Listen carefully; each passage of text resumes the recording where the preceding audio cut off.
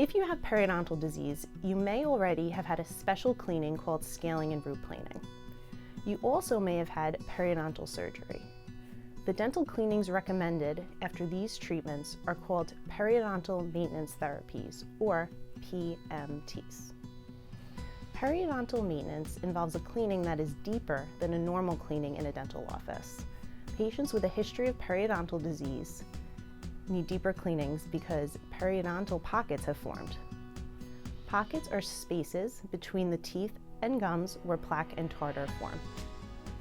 While more intensive, this cleaning process is essential to restore and maintain gum and bone health. If bacteria are present in your mouth, it can lead to and can cause other health issues. Periodontal maintenance will require you to come in more frequently than every 6 months. If periodontal maintenance is prescribed for you, don't worry.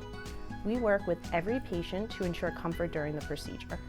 Your dental hygienist will talk to you about appropriate anesthetic options and how frequently you should plan on the cleaning procedure.